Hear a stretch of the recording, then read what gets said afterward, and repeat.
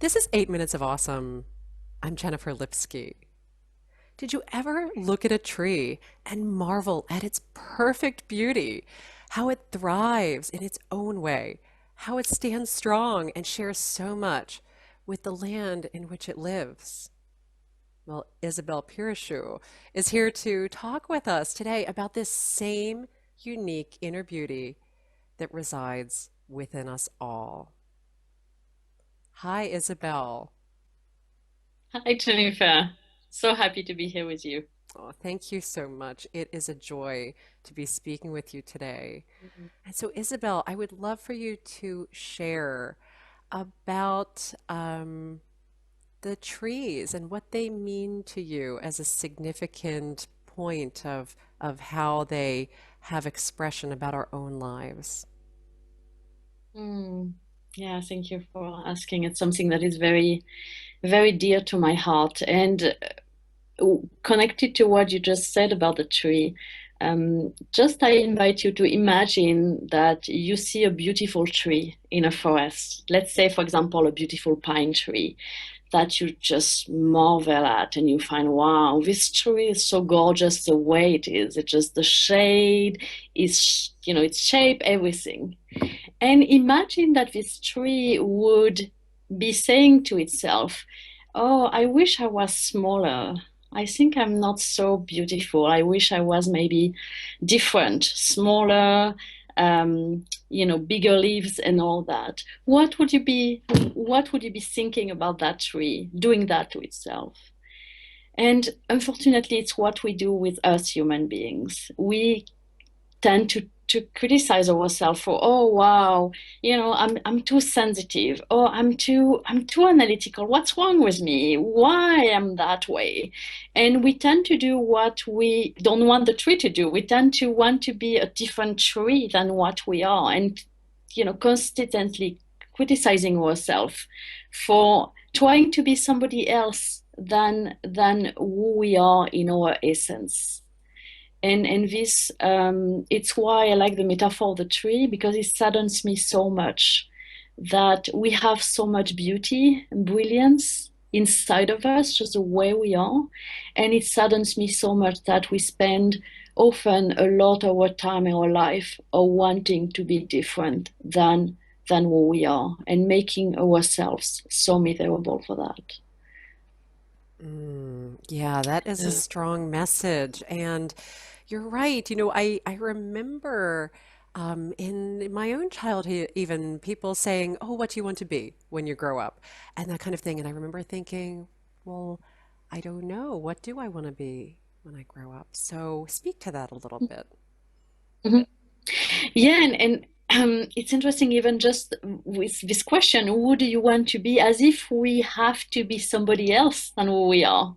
As if we had to look, what do I want to be, instead of just being, what if I just be myself? It's like the tree would say, oh, what kind of tree do you want to be? Oh, I don't know. Maybe I can be a pine tree, oak tree. But the tree has already a Right. sense. And I think just in this question, there is something so so biased and so wrong about the way we look also around career and what we wanted to do, when it's already who I am. I think the right question is who I am. What what am I truly passionate about? What are my gifts? What are my characteristics? Knowing more about that, what I'm naturally attracted to, what calls me in my life in terms of my passions, what I really enjoy doing, who I am in my essence, and answering the other questions about what to do in my life based on that main central question about who I am. So that the thing that we do in our lives are really like the tree. We can really become the natural, beautiful tree we are meant to be when we were born. Because I think this starts when we were born. There is some brilliant seeds in us, and we are all aimed to become an amazing, unique beautiful trees with our own colors, our own leaves, and our own impact in the world, and just how can we fully become that tree we are meant to be. Mm. Yeah, beautiful. Yeah, we all have that unique and Mm. special essence. Yeah, very strong message. And I would like for you to share perhaps maybe something from when you were growing up, maybe something that influenced you in some way to start to come on this journey, this discovery. Mm. Yeah, yeah, I love this question because it's all, influenced by my own journey, life journey. And I also love these questions because I grew up in France and I really love my own roots and my own country. I grew up in the countryside, beautiful countryside in the southwest of France. And my family on my dad's side have been, farmers from generation to generation, owning the lands with, beautiful trees in the lands where I grew up. And something for me, as much as I love my roots, my family, my country, when I was a child, like I think many of us, I I didn't receive fully some of the love that I needed as a child. My family was very loving, and they loved me and gave me so much. And there are some in which some specific aspect that I wasn't fully seen, acknowledged, or receiving the love the way I really wanting to and needed to when I was a child. And because of that, I kind of developed really early on the belief, and that just makes me sad to think about that, the belief that maybe there was something wrong with me, that I wasn't enough, that I had to be somebody else to be fully loved. I developed the belief that I couldn't really be loved the way I was, and that there was something really broken and wrong about me. And this, and unconscious, it's very unconscious. When I told you about that, it's maybe when I was 2, 3, 4 years old. It's very, the unconscious. As a kid, would at the time doesn't have any understanding what's going on around her.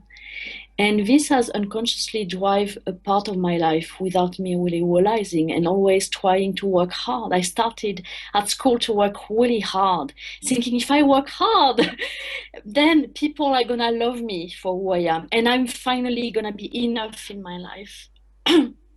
So I ended up working hard and becoming, I was always first in class everywhere. So that brought me some successes in some way. But how hard I worked until now in my life, until even recently, in all aspects of my life, to try to become a different type of tree than the unique tree I was. It's like a tree, instead of just growing and letting the nature naturally make it cold so that the tree can just grow naturally. It's like the tree working hard to be like how I can be more than what I am, and it's never enough. So Right. I this influenced a lot my life, and it's why this message and is also so dear to my heart. Is my own path of really going back to my nature, and that I'm just whole and just perfect the way I am. I don't have to work hard to be loved or to be enough. Just the way I was born and the way I am. Even as I'm talking to you right now, I'm thinking the way I am naturally. I'm very expressive. I have a lot of emotions. This is my essence, and letting this essence just be and impact the world around me.